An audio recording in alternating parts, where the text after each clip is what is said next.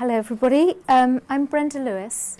I'm a head teacher and chair of ICCE, and I'm going to be talking to you about this, which is the new ICCE University Handbook. In fact, what I'm really going to be doing is building on what Sheila, Lionel and Abby have already been saying. This is actually part 2 of all their talks. Okay. Why we've produced this is because few of us have extensive experience of helping students apply for university. And so both supervisors and students will need to use this or books like this to enable them to succeed in getting into university. I think higher education is actually changing fast, and it's far more automated now than it was even 2 years ago. So this book comes with a warning that whatever's in this and whatever I say today cannot replace your own engagement with the whole process. Okay? What we can do and have done is to show you what areas to investigate. Now, as we've already said, not everybody has either the academic ability or the interest to go to university, and many families don't want their children to go. They've heard all about what goes on, and they'd rather their children went out to work. So this is not a push from us saying you must send your students to universities or students you must get in. It's simply that if you do want to go, if it's right for you, here are some helpful comments. Okay. I have quite a lot of experience of this process, still as an amateur I have to say, because in the last 20 years I've completed it 7 times over with my own children, who applied for 6 different universities for 7 entirely different courses, which has given me experience of applying to Oxford, Cambridge, medicine, maths, languages, history, and what seems a lot of other things. And I'm just starting it again with my 8th. Some of them were pre-NCSC, and so they did A-levels, so that gives me a kind of a comparison. And at King of Kings we have had students, that's my school, get into various courses. One of them got into medicine last year with just the NCSC. So when people tell you he's got to go off and do A-levels to get into medicine, this is not the case. Okay.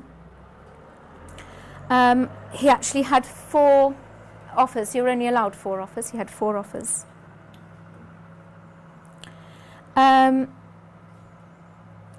Working on the Oxbridge applications helped me a great deal to learn a lot, because I had to read a lot of books, visit colleges and universities and advice centres, and learn how to do a really good personal statement and how to prepare people for interviews.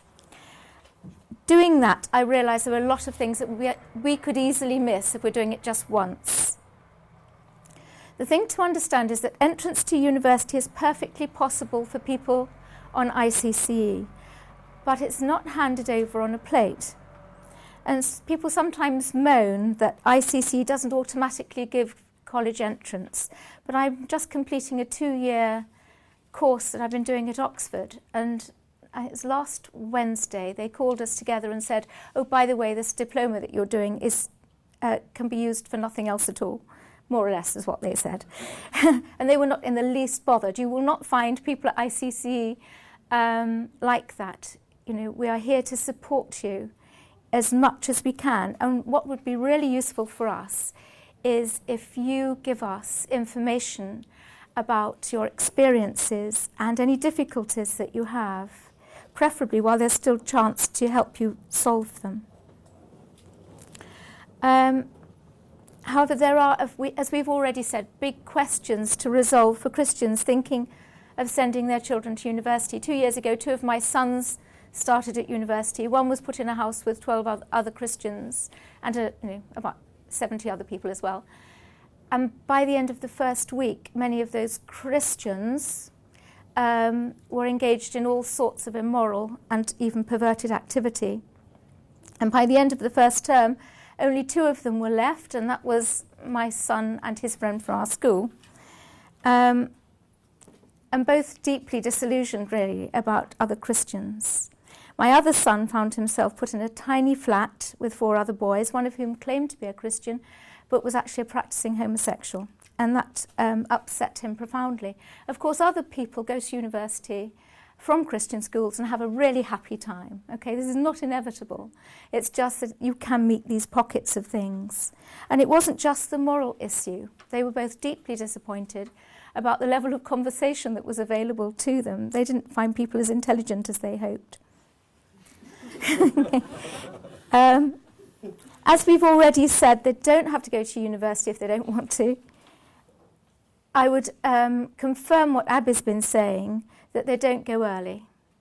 Some of our students get through their paces very fast, which we don't recommend anyway. It's important to broaden and strengthen their education, and it's unlikely to do them any good to go to university early for all sorts of reasons. And so we confirm what Abby's saying. It's important to take perhaps even a year out, perhaps go to Bible college and research the Bible college really carefully, because the children obviously know a lot about Bible knowledge, and you don't want them getting really bored and frustrated.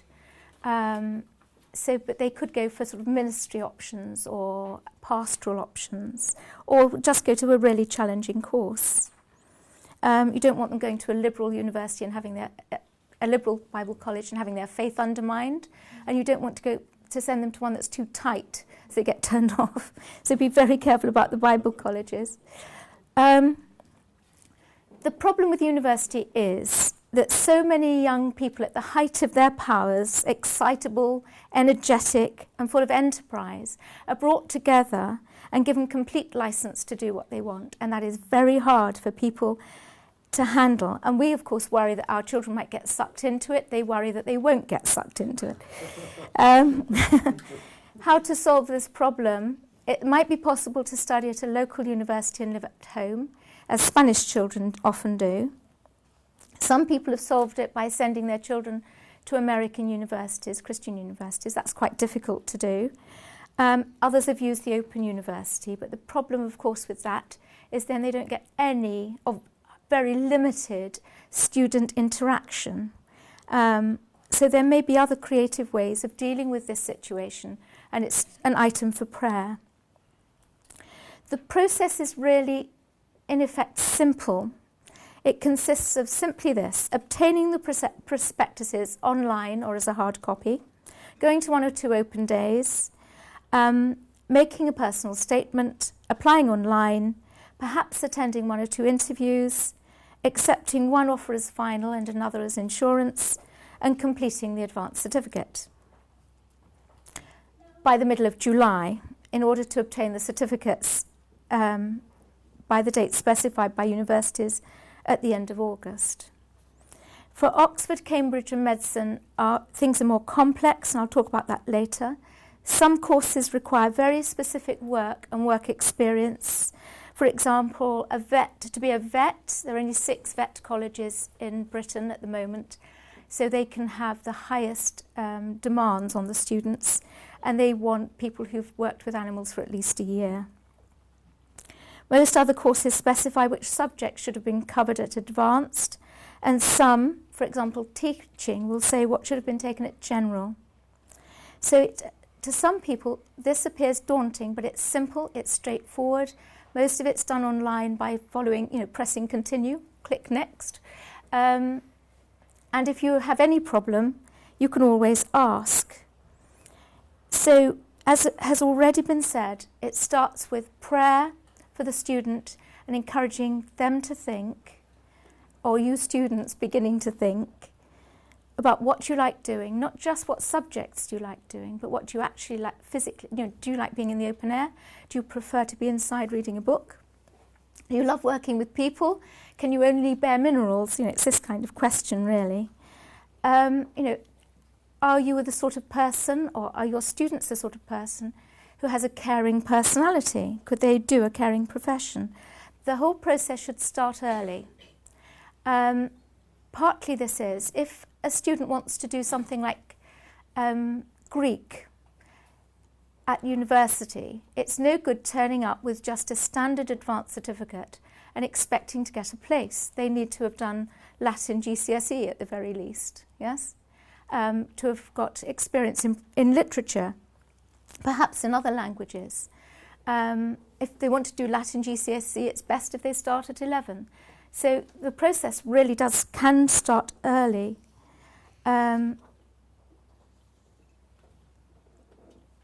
As we've already said, we strongly recommend keeping to ACE all the way through.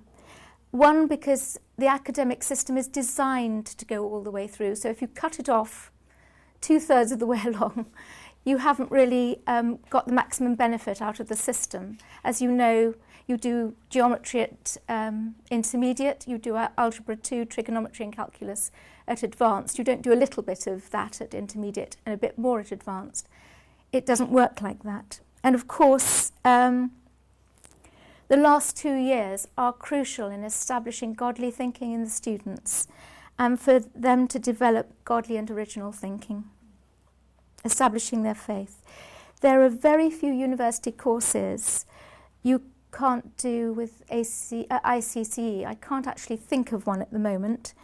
One of my sons is doing Japanese. But, you can do all sorts of things. Some university courses specify which GCSEs should have been taken. We're in a good place because usually these things are maths, science, English, and that's covered in general certificate anyway. Teaching requires that, for example. If the student is going to need a subject which isn't covered in an ICCE standard or bias course, then you have to source it yourself. There's nothing wrong with that. If they want to do Greek, for example, at university, there's nothing wrong with their doing a Greek GCSE, a Greek A-level. It won't count towards the ICCE, how many C's are there in that? ICCE certificate, but it will go in their record of achievement file and of course can go on their application to university. If they want to go to university at 18, now they might not want to, they might want to go at any other age, but if they want it to be at 18, they need to finish their general by 16. Okay, moving on to the intermediate level. They need to begin seriously deciding what they want to do at the beginning of intermediate, and a good place to look to check what he or she needs is in Brian Heap's degree course offers. This book lists all the universities which do a particular course, the variations on the courses, what the ratio of applicants to courses is, what subjects you'll need at what grades. It's really useful. You can usually get it at your library. If it's not there, you can order it in. If you want a copy of your own, you can either get it from Waterstone, somewhere like that, or again, order it in. Other useful books are the Good University Guides published by some of the major newspapers and student guides. To help them decide what they want to study, beyond what we've already said, they can use the Government Careers Service, which is free, or an online aptitude test, which isn't usually. And as we've said, work experience is a very good way of discovering what they do want to do or what they don't want to do. Talking to other people, reading about it is a good idea.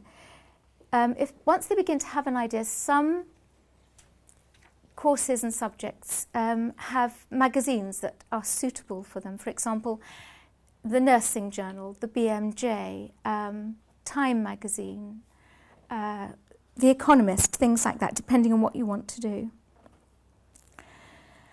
So you can delay your choice until the last moment, providing the standard course is fine.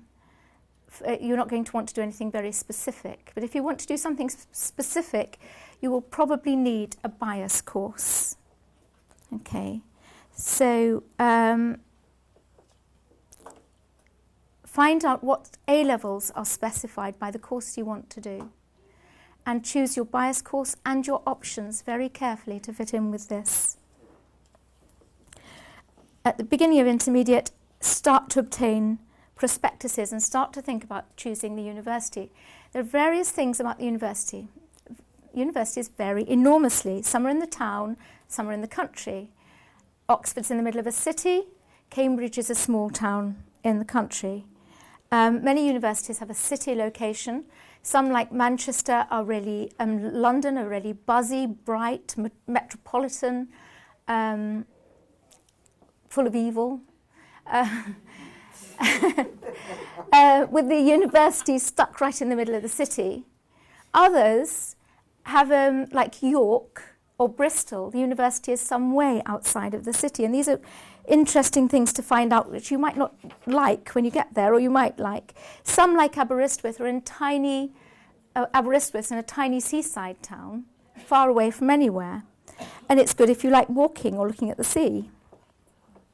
So if it's in a city, find out what type of city.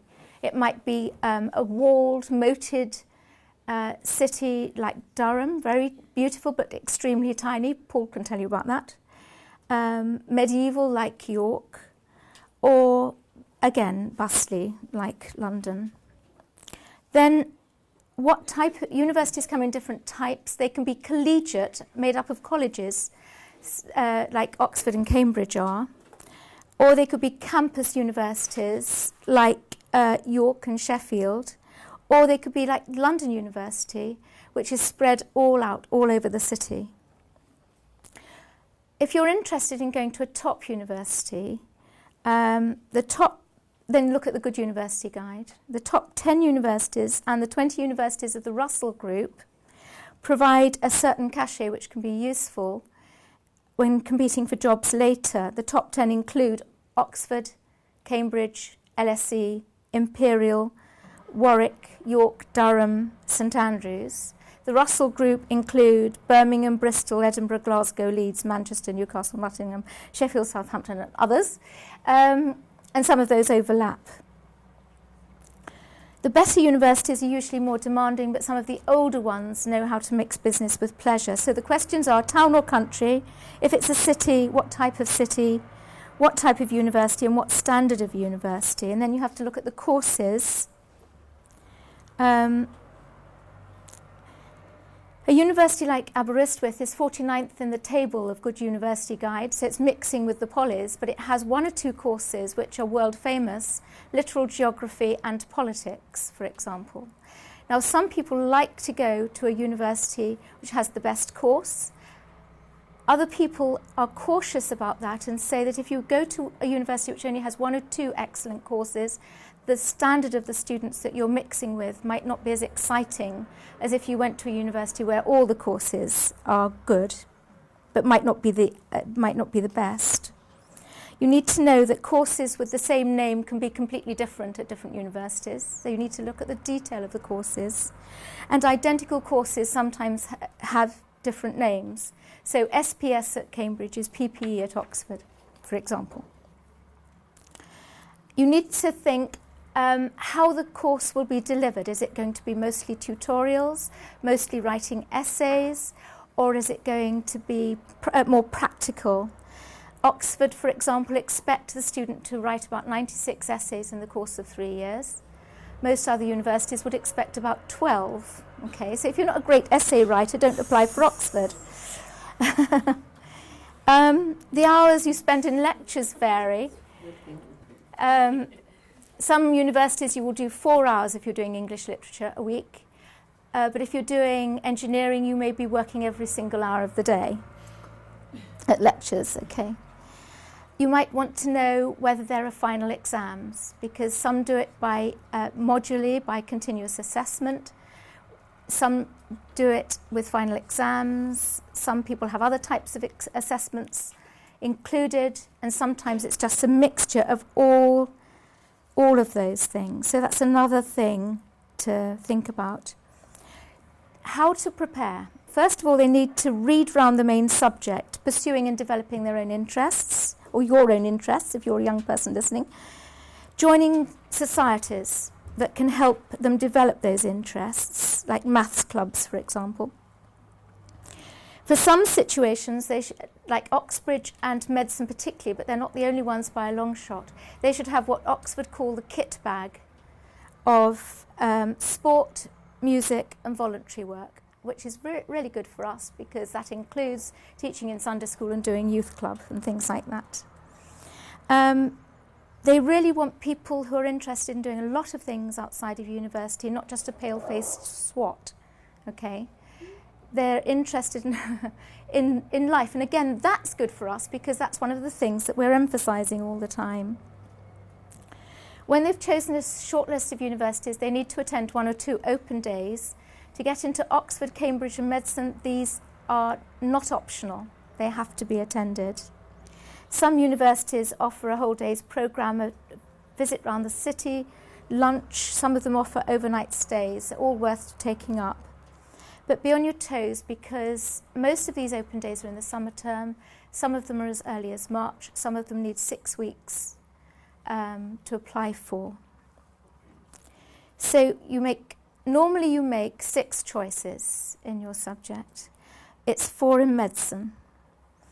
For medicine, you also need a clinical aptitude test, which now includes general knowledge. This is done online at special centres. It's the UK CAT for about 23 or so universities, and it's the BMAT for Oxbridge. Okay, you have to score more than 500 points, but I don't really know what that means. Because of the great influx of students, most universities do not now interview. Now, we do find that our students are often interviewed because they don't really understand about the certificate. So the interview is a good opportunity for them. There are books in the library on how to prepare for this. And I'll go into this a little bit later. Because they don't interview very much, or not so much, a lot more, in fact almost everything, hangs on the personal statement. So the personal statement is like a specialised form of the CV that Lionel was talking about. It's not a vague statement of I'd quite like to work with animals. Yes, it's not a shot in the dark. It has very precise requirements, and it needs to be specific and focused. There's a lot of information on how to prepare for this in the UCAS form. You can get books out of the library again. You have to convince the reader of your commitment to do the course you've chosen. You cite relevant work experience, the magazines you've been taking, what it is about the subject that he's enjoying at the moment in his studies at school, how that relates to the course, why he's chosen the subject and what his academic interests are. He should state what he does outside of school, including music, sport and that voluntary work, and any part-time work. He should include other skills and interests. Some of these are quite typical, and you might know these in advance. For example, medics always play a musical instrument and go on hill walks. I don't know why that is, but they do. In the past, they always played rugby. If you've done the DofE, the Duke of Edinburgh, you should mention that. Reading is not a good idea because it's an axiom that whatever you say you've read, the person who interviews you will have done a thesis on it. And I know this to my cost, because when I went to my course, I said I'd read Eusebius, and the guy said, oh, that's really interesting. I've never met anybody else who's ever put on their application form before that they've read Eusebius, and it's really interesting because I did it in my PhD. So, thank you. We'll move on then. Okay. Distinction at anything, even dance, drama, should be included because it gives indication of a high-level student. They're looking for people, as Lionel said, who can contribute something to the university by their presence. So you need to say what it is you can contribute and why you think this will be good for you. If you're applying for a caring profession, you should demonstrate that you're doing things and also writing in your personal statement stuff that shows that you do like being with people and you do care for people. If the course requires good communication skills, if it specifies that, then you should give evidence that you have good communication skills, or the student should. Whatever it is, it should be firmly focused on the course that they're applying for. So you must read up beforehand and find out what is required for that course and then focus it on that. And if you haven't got the skills, go out and get them first, and then you can say, oh, I can do this. Okay, some of them need long-term commitment, so a few weekends, as I was saying about the vet, a few weekends shadowing a vet won't do. Sitting in for a week with a GP surgery isn't enough. The same for law. 1 week in a solicitor's office probably isn't enough. You're competing with people who are going all out to get in with these things, so you should have at least 3 separate instances. For example, the person who got him for medicine from our school had shadowed his GP, trailed a hospital doctor, and spent 2 weeks, 1 year, working in a diabetic camp for young children, and then was invited back the next year because they were so impressed with him, and did another 2 weeks, and was given a lot of responsibility. So all of that went down in his personal statement. Okay. This should be completed by the July, so that it can just be polished up when you go back in the September to start on the advanced certificate. Most courses need to be applied for by the 15th of January. I think art and design are a completely different thing, and I'm not experienced in art and design. You have to get somebody else to talk to you about art and design. Their system is different. Medicine and Oxbridge, it says the 15th of October, but really they want the 30th of September. So that all has to be prepared for.